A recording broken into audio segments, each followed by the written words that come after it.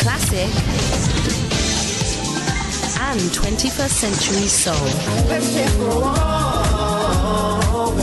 Solar Radio. Hi, this is Glen Goldsmith, and you're listening to Gary Spence, the man with the sweetest rhythms.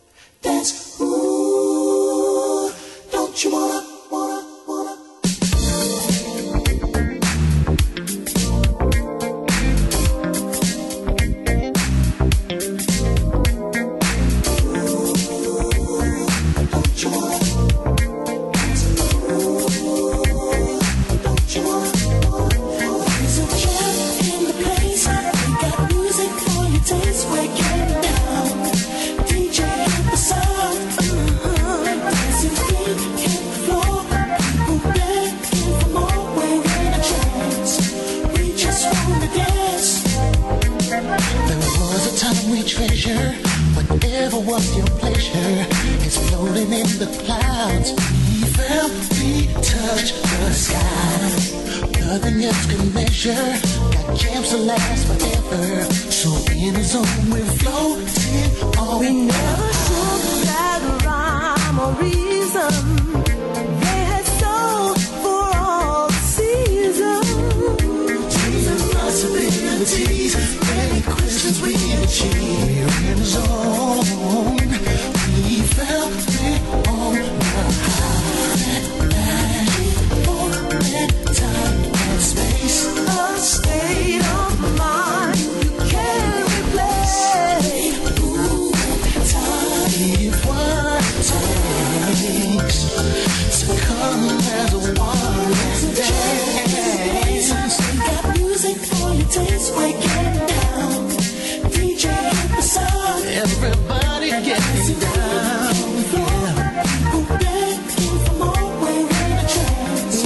We just wanna dance. You feel the heat we're feeling. DJ was a dreaming. It's magical, I know. We just on the high. Pressure one crowd jumping. Music had that something. Lost in a zone. The fact we can't It might be in the moment. Happy faces, smiles glowing. dancing feet on retro sound. Everybody getting down. You're not alone. We felt it on that high. It's all take what we found. Jam in this place to live from. Oh, it's real. The night is young. A moonless here, so dance. The place we got music for your taste. We're getting down. DJ hit the sound. Everybody in the dance. Silent music, nothing less. We're in a trance. We just wanna dance. We just wanna dance.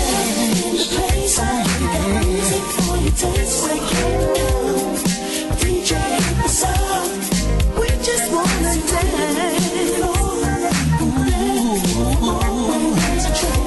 There you go, two from Glen Goldsmith. We can't seem to reach Glen at the moment. There's a problem with the line, so we'll come back to Glen hopefully before 6 o'clock this afternoon. The big number one from Glen, London Sky, the Soul Talk mix. This is Glen Goldsmith, and you're listening to Gary Spence, the man with the sweetest rhythms.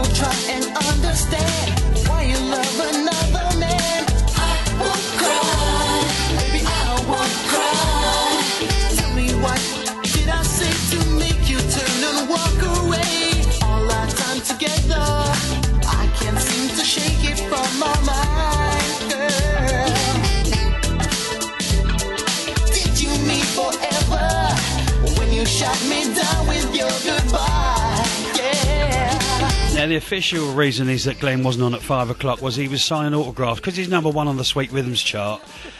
He's signing autographs in Tesco's as we speak. Oh God! Oh dear!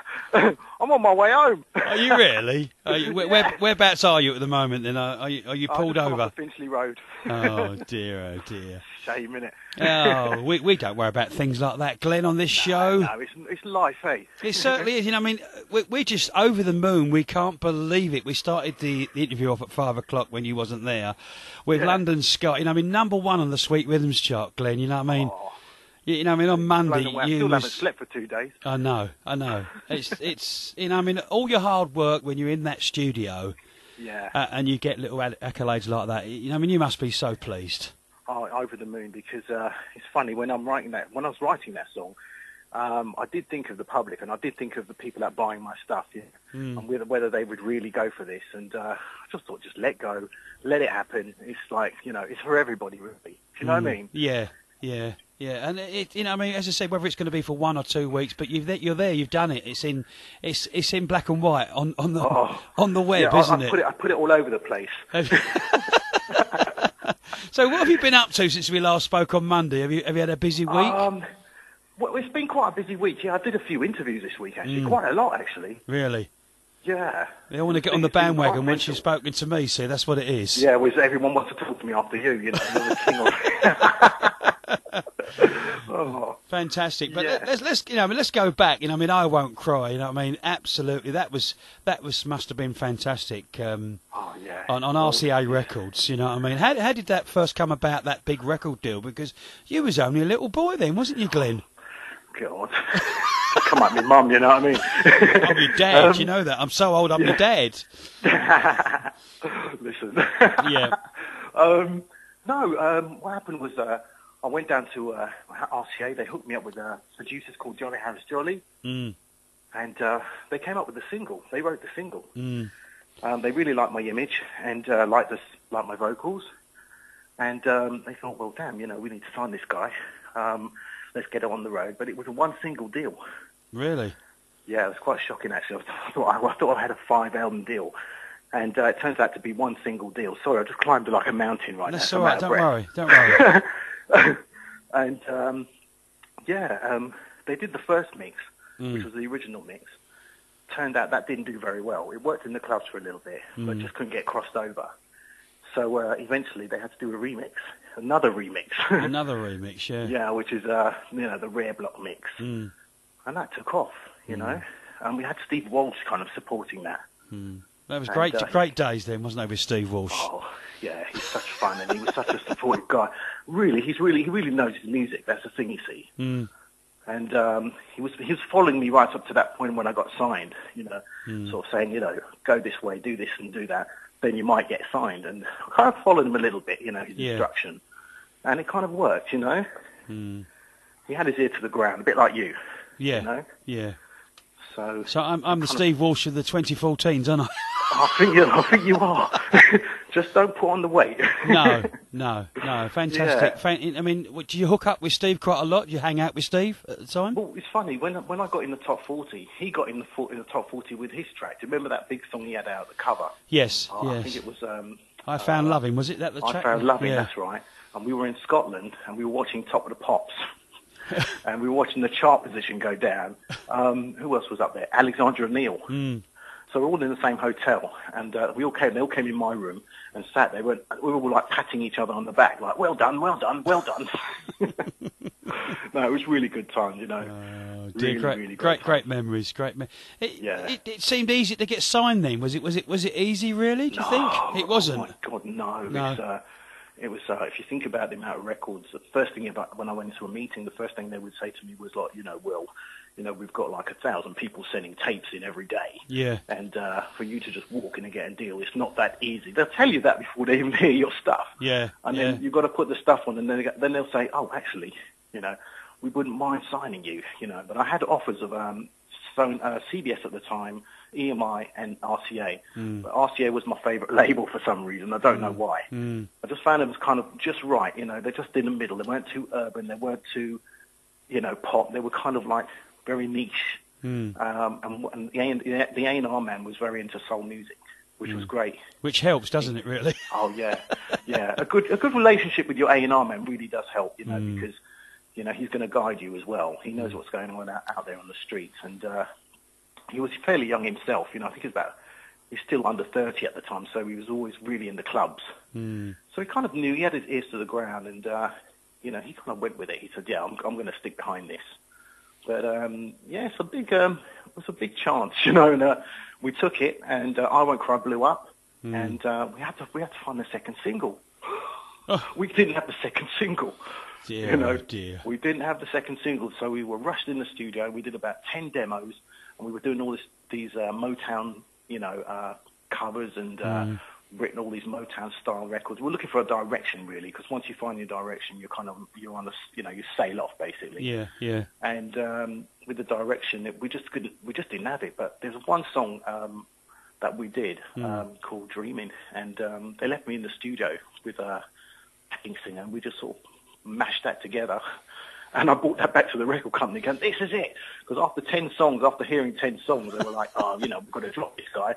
And I walked in last minute and I said, "Well, I'm going to take this by the ball and bull by the horns, and you have a listen to that." And A&R men went nuts. You know, the whole office came in, everyone around the office came into the building, into the actual office, and jumping up and down. "Right, we're going to do this. We're going to do that. This is it. This is it. You can have anything you want." I thought, "Oh God, what have I done?" I didn't tell my manager as well. I went behind everyone's back. Oh dear, oh dear, oh dear. Well, I believed in the track so much, you know. And you forgot about your manager. Well, you know, they were like, I'm in an R, and they wanted me to go down that kind of poppy route. Really. And I just thought, no, I don't see myself doing that. You know, the track itself is quite commercial in its melody, so I thought it's got a kind of a very soulful feel, and it's got that commercial side as well. Let me just see what they say about it. They refused to play it to the record company, but when I did, the record company went nuts. I said to my A&R man, "Well, what do I do now? Because I haven't told my manager." They said, "Leave it to us. We'll phone your manager for you." I thought, what have I done? Oh dear. What did your manager say when he found out? Oh, you know what? He was actually over the moon. That's all right. No need to worry then. No need to worry. No need to worry. Well, look, are you near home now? I'm actually home now, yeah. What I'll do, I'll let you catch your breath. We're going to play Dreaming and we'll come back to you. Okay? Lovely. Let you All cool right, down. So, speak to you in a minute, Glenn. Cheers. All right, mate. Bye.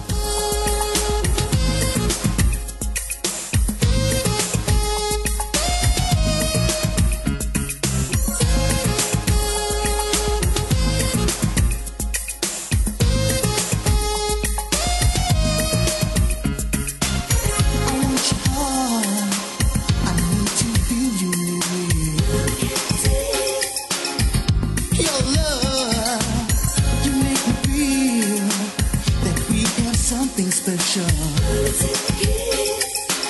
but I just can't believe it. I don't know just what to do. I don't know.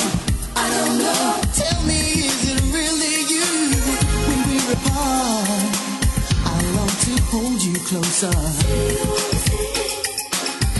Don't you feel the same way? Keep telling me that you're really here, darling. Help me to bury my fears. Girl, am I dreaming? I must be dreaming. Lying here right by my side, you're next to me. My head's dreaming. Say I'm not dreaming. Tell me that it's love I feel. My dream is real. You touch my heart with a burning fire. True love, you touch my soul with a deep desire. But I just can't believe it. I don't know just what to do. I don't know. Tell me, is it really you? When we're apart, I long to hold you closer. Don't you feel the same way? Keep telling me that you're really here, darling. Help me to bury my fears. Girl, I'm not dreaming. I must be dreaming. Lying here right by my side, you're next to me. My head's dreaming. Say I'm not dreaming. Tell me that it's... Do you know, Glenn, I got all the special biscuits out for you and you wasn't there. Do you know that? Biscuits? Do you know what? I was just thinking, God, I nearly sat in a restaurant. I was going to have a curry. That's all right, though. We could have done the interview from the restaurant. Yeah, we That could have been actually. lovely. We could have done that, no problem. I just couldn't be bothered to cook today. I thought, I'm starving, I need something. Can we mention the restaurant? Where are they, in case they're listening? do they know you're a famous no, guy? I can't remember who they are. I was just like, walking down the full. I thought, that smells nice. I'm going to have something to eat in there any minute. I'll speak to Gary later on at 8:30, I thought. I mean, that reached, was it number 12 in the UK charts, that track? Wow, and obviously you was on Pebble Mill, and you was on Top of the Pops. That's the fluke, that one. I was on the train coming home, and I Won't Cry just came out, on White Label. And do you remember the lady that did, what's that program again, for the kids program, had a house in it, and I can't remember her name now. No. Forella Benjamin. Oh, that's Forella right. Benjamin. Yes. Yeah, she was on the train with her husband. I thought, do you know what? Why not speak to her? She's sitting right in front of me. Let me just speak to her. I was speaking to her. She said, "Oh, you look like an artist." I said, "Funny enough, I've just done this record. Do you mind playing?" I think she was on the BBC at one point, or Capital Radio. So I gave her a copy of the record, and she played it, and she kept playing it, and she said, "Right, I'm going to get you on." Get you on Pebble Mill, and I thought, damn. So I did my own PR there. Brilliant. So you kind of meet everybody on trains and buses, and cafes, don't you? Really? Do you know? There must be an omen there somewhere. Something's working. What was Top of the Pops like? That must have been fantastic at the time, do you know what? wasn't It's it? weird. I thought there was going to be more people in the audience. Yeah. There's about 30 people or 20 people there, but they make it look like there's like 200 people there. But I remember the day I'm doing the performance, and the cameras are quite massive. They're huge. Yeah. And these girls are in the way, so they got pushed out the way. One of them had the camera run over her leg. I thought, oh damn, I can't actually react to this because they're recording me. She's like, ah. They said, "Oh, you stupid, whatever." You know, I mean, get out of the way. You know. Yeah. Oh, no, it was actually really. We were there all day. You know, it took all day, and it was good to meet a lot of the other, bands that were walking in there. You know, and artists and that. So it was quite. Some great memories, though, aren't they? Really. There's loads. You know, if I sit and think about it, things come back to me as I reminisce. And do you remember this, by the way? Oi! Oi! Tell us about that Peter Andre, mysterious girl. Oh, how's that work out? That's weird. It was a bit of a lull in my career right then, but I did want to get into writing, and so I thought, right, this is the point, this is the chance now when I'm not being an artist, is get in the studio. And I was working with at the time with a production company called Rollover Studios. There's a young guy in there called Ollie J, who's really talented. He was about 13 at the time. This guy he's an amazing mixer producer. So I thought, you know what, I'm going to stick with these guys for a little bit. It seems like something's going to happen here, but they didn't have any names or anything, so they weren't well known at the time. But I walked in and they said, look, we want you to go in. They said, we want you to go in and work with this other guy. So I went and we just bashed this track together. Really, honestly, I swear, honestly, Gary, I bashed this track together and I was in stitches because the way we sang it originally, we were taking the mick. We were sort of singing it like football hooligans, you know what I mean? Like, whoa, taking the mick. And then comes this A&R man and he says, you know what?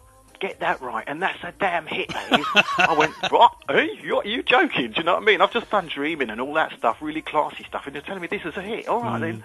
So what we did a lovers rock version of it, first of all. It was called Mysterious Man, so we got this girl to come in and sing it. Yeah. And we thought, we'd send that around the world. So we just went round the world, and in comes this guy 6 weeks later saying he's the artist that's going to front it, and I'm like, okay. Yeah.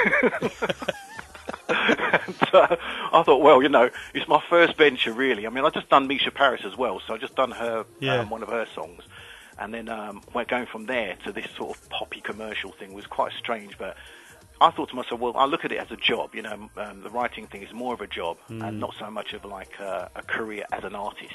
So. I was writing all sorts of stuff. I was writing house, I was doing pop, I was doing Rosala, I was doing all these different types of people, and it's good to do that in one sense where you... But you made him a household name with that track, really, haven't you? You know what I mean? Yeah, I mean, like... Does he ring you up every day and just thank you for what you've done? Nope. We'll leave it there then, shall we? I think we'll leave it there. We'll leave it I mean, there. I saw it. I'll tell you a little bit. He was Yeah. on TV one Sunday being interviewed, Yeah. and he just went around saying, I wrote that track, so that's it. That's all I'm going to say. We got that on tape now. We've got that on tape, haven't we? Now, let's come bang up to date, because obviously you've got your own record label now, Soul on Soul. I mean, that's you've been with the companies back in the day. Is that so important in this day and age to have your own label? Yeah, I think it actually is more important than ever now. You know, I mean, I wanted to do it quite a while ago. After leaving Rollover, working with them for nearly 14 years, I sort of just thought, right, build my own studio. And at the time, I had another company called Blues and Rhythm, and we were trying to launch it as a production company into a label. So we're bringing in artists and working with different publishing companies.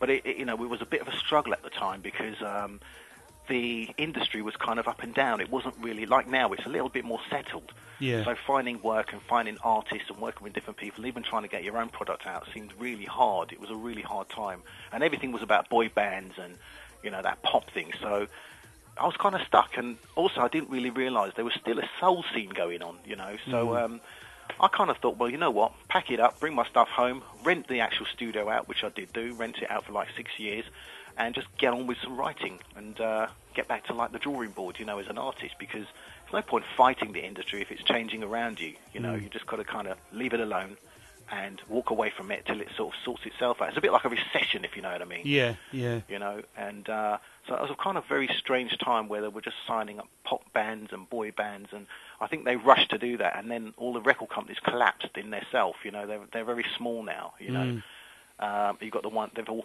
buying into each other right now. So from a business point of view, that's the thing they're doing right now. So I thought, well, no point knocking on anyone's door. They're not going to work with me. You know, as far as they're concerned, I'm like an old has-been, you know. And they always say to me, you know, you're as big as your last hit. So I thought, well, I'm not taking that. So I decided, well, you know, start a new label and start from fresh. So I was in the studio with Toby, who's from Soul Talk, and we were talking. He said, you should start your own label. I said, yeah, I'm going to do that. He goes, well, what name are you going to use? And for some reason, this just came out of my mouth, you know, Soul on Soul Record just came out of my mouth, you know. Sounds good to me. It sounds very professional. Yeah. Doesn't it? It was the first thing. We didn't query it. He went, that's it. He goes, great. Shook my hand, and we're on our way. Do you know what I mean? You make it sound so easy. You know it that. wasn't really, but, you know, because we didn't think about it at that moment. It was a last-minute thing, something to think about, you know. So when he said, you know, whatever, you know, what do you reckon? And we'll do T-shirts, and we do this, and we do that, because, you know, there's a big soul scene out there. And I was like, really? Is there? Oh. And he said, yeah, man, there's like, you know, you could sell loads of records, especially you've still got a caliber, you still can do what you're doing. And I thought, that's interesting. So we did Jamming together, which was the first single for Soul on Soul. And which obviously went on I that. kept my fingers crossed. Yeah, which obviously went on the Soul Together. There's 2012 compilation, which once again is a lovely string to add to your bow, really, isn't it? Yeah. To be on and obviously back in 2014, on that compilation as well. So you know, I mean, it's the best thing you've ever done. I think start your own record label. I think so. You know, and I've learned a lot more actually. You know, as the industry's changing as well, you kind of have to, like I say, go with the flow. Follow it, you know. It's a bit like follow the money kind of thing, but not really. But your heart tells you when to put things out, and your heart tells you when things are not going to be right, or even if it's the wrong product. And because you've got more control, you don't have someone in your ears going, no, that song, do this song, do that. You kind of go with what you feel, and I feel quite lucky that I'm kind of like now in charge of myself. Yeah. So if a big record label knocked on your door, you'd say no. Well. On the business terms, I wouldn't say no. You know, I'd probably still have my label, but work alongside them because they'd probably like put some effort behind me, a bit more money behind me. Yeah. But right now, you know, I'm coping quite well. Put it that way. Yeah. And where could you know? Are you out and about the next few weeks? Can we see Mr. Glen Goldsmith performing? There's nothing booked. You know, I've got no bookings. A few guys have booked, but like you know, they're kind of. They think I'm worth like at the moment like about $5,000 or something, so they don't sort of call back. I'll take anything. You should drop your prices by $5 at least, shouldn't you? Really, you know I'll that. drop my prices. Yeah, you know. But no, I'm going away next month. I'm going to be going to Turkey and Egypt and do some shows over there. Just like some soul people over there have asked me to come over and do some little venue, so I'm going to be doing that. So, and that's fantastic, isn't it? You know, I mean, you performing live, and now you've got this lovely catalogue of music as well as your new stuff. Yeah, it must be great to obviously do "I Won't Cry" and "Dreaming."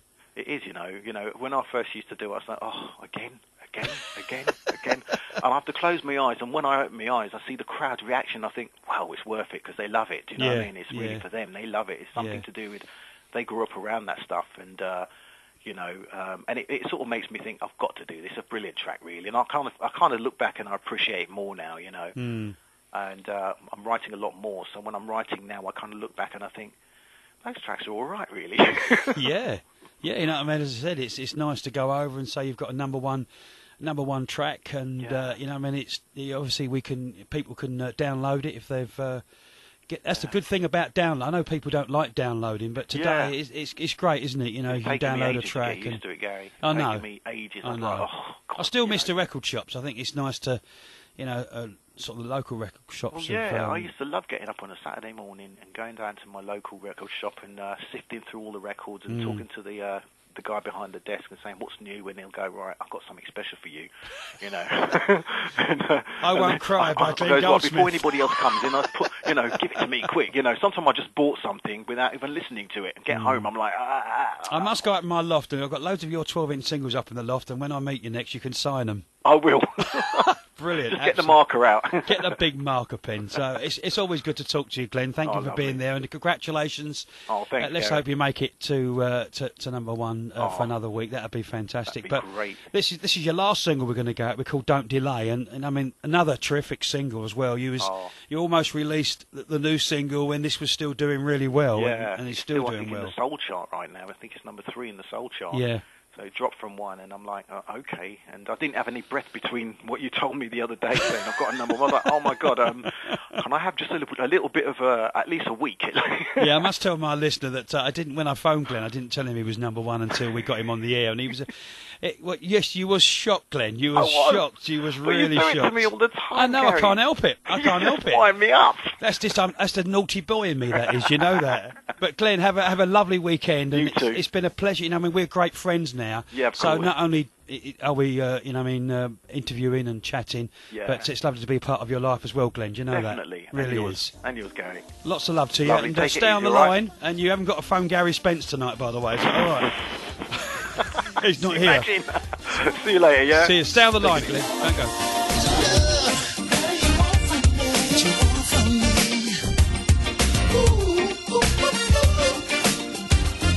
Sun comes up, you have changed my world. Fill the empty space. All my feelings could not be replaced. Well, now there's joy and love.